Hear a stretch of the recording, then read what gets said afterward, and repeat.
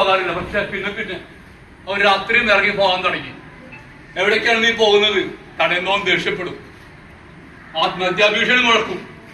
ആൾക്കാരും നാട്ടുകാരൊക്കെ അറിയാതിരിക്കാൻ ഞങ്ങൾ പരമാവധി സഹിച്ചു. ഒരു ദിവസം ഞാൻ ദേഷ്യപ്പെട്ടു. അവൻ വൈകി വന്നതിന് പുലർച്ചെ ആണ് വന്നത്. അതിന് ദേഷ്യപ്പെട്ടപ്പോ മുറി കയറി വാലടച്ചു, എന്തോ ഗുളികൾ കഴിച്ചു. ബഹളം കേട്ട് അതൊരു ബഹളം ഉണ്ടാക്കി. ഇവിടുത്തെ നോക്കുമ്പോ കിടന്ന് പെടയാണ്. എന്തോ ഗുളികൾ കഴിച്ചിട്ടുണ്ട്, എന്താണെന്ന് അറിയില്ല. കുത്തി കളിച്ച് ആശുപത്രിയിൽ കൊണ്ടുപോയി. ഒന്നുണ്ടായ നാണക്കേടും ധനനഷ്ടം പ്രശ്നമല്ല മക്കളെ. മക്കളെ ഓട്ടുന്നവർക്ക് ധനനഷ്ടം ഒരു പ്രശ്നമേ അല്ല. പക്ഷെ ഇത്ര അനാവശ്യ കാര്യങ്ങൾക്ക് ധനനഷ്ടം ഉണ്ടാവുന്നത് പറയാതിരിക്കാൻ വൃത്തിയില്ല. ചില്ലറയല്ല. അയൽക്കാരറിയാതെ ഞങ്ങളത് അഡ്ജസ്റ്റ് ചെയ്തു. ആരും ബന്ധുക്കളോട് പറയാതെ പരമാവധി ഞങ്ങൾ ടോളറേറ്റ് ചെയ്തു. ഇതെപ്പോഴോ ഒരു ദിവസം അവനേക്കാൾ പ്രായമുള്ള പെൺകുട്ടികൾ ആ കൂട്ടത്തിനുണ്ട്. വീട്ടിലേക്ക് അവർ കയറി വരികയാണ്. നമ്മളെ പരിചയപ്പെടാനോ നമ്മളെ ബഹുമാനിക്കാനോ ഒന്നും ഒരു തയ്യാറില്ല. അവിടെ ഇരിക്കേണ്ടാവും. പക്ഷെ അമ്മ നിങ്ങൾ അങ്ങനെ ചോദിക്കണ്ട കേട്ടോ. അവൾ കിടപ്പിലാണ്. കുറെ അസുഖങ്ങളുണ്ടായിരുന്നു. അത് മുഴുവൻ കൂടി അമ്മയെ നിങ്ങൾ കാണണ്ട. ഞാൻ നിങ്ങളുടെ മുമ്പിൽ നിങ്ങൾ നിൽക്കുന്നതേ ഒരു കടൽ എന്റെ ഉള്ളിൽ ആർത്തിറങ്ങുന്നുണ്ട്. ഒരു സങ്കടക്കടൽ. കടലൂടെ കണ്ണീരാണ്. നിങ്ങൾക്ക് അവനെ സ്ഫുടം ചെയ്തിടം കാണണ്ടേ?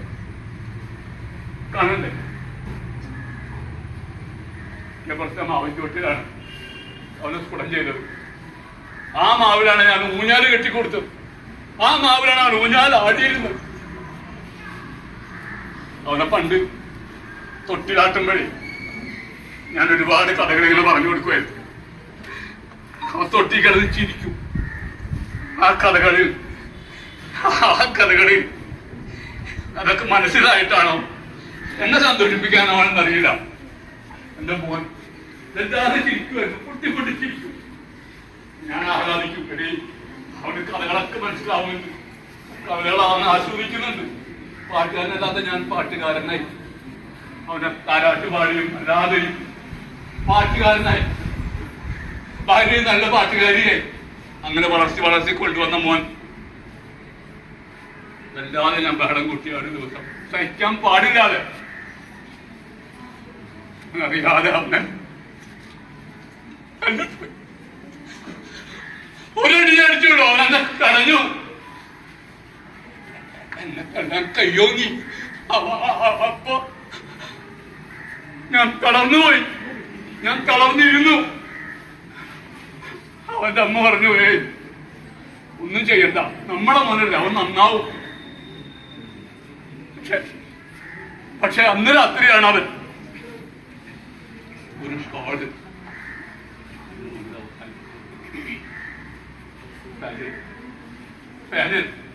അത്തരം അതൊക്കെ നിങ്ങളോട് തുറന്നു പറയാൻ എനിക്ക് വിഷമമുണ്ട് മക്കൾ. പക്ഷെ പറയാതിരിക്കാൻ നിർവാഹമില്ല. നിങ്ങൾ സ്കൂളിലൊക്കെ അറിഞ്ഞല്ലോ. ഞാൻ പറയാതിരുന്നിട്ട് എന്ത്?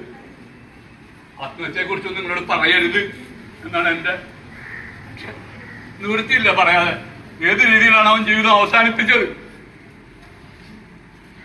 ജീവിതത്തിൽ നിന്ന് മരണത്തിലേക്ക് ഒരു മിസ് കോൾ അടിച്ച്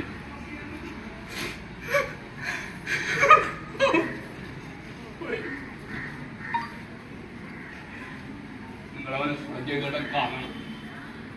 നെടുവീർപ്പുകൾ ആറി വരുന്നതേ ഉള്ളൂ. ആ ചൂട് അറിയിട്ടില്ല. നിങ്ങളവനെ കാണണം.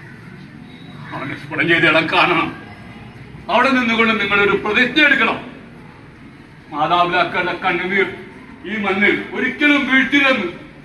എന്തെല്ലാം പ്രലോഭനങ്ങൾ ഉണ്ടായാലും നിങ്ങൾ അത്തരം പ്രലോഭനങ്ങൾക്ക് വശംവദരാകില്ലെന്ന്. മക്കളെ, നിങ്ങളെ ഉന്നമിട്ട് ഒരു വലിയ മാഫിയ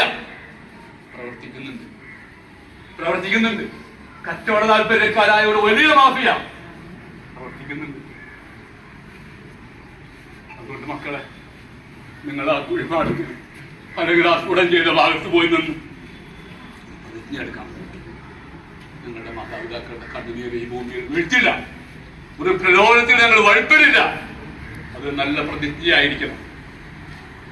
നിങ്ങളുടെ പരിപാവനമായ ഈ ശരീരം, ഈ മനോഹരമായ ലോകം, സ്നേഹവും സ്വാതന്ത്ര്യമുള്ള നമ്മുടെ വീട് ഒന്നും തകർക്കാൻ, അതൊന്നും ഇല്ലാതാക്കാൻ, സമാധാനം കെടുത്താൻ നിങ്ങൾ തയ്യാറില്ലെന്ന് ഒരു പ്രതിജ്ഞ എടുക്കണം. നശിച്ചു കെട്ടുപോയ അച്ഛന്റെ വാക്കുകളാണ്, അഭ്യർത്ഥനയാണ്. നിങ്ങളുടെ മുഖങ്ങളിൽ ഞാൻ കാണുന്നത് എന്റെ സ്നേഹജാനയാണ്.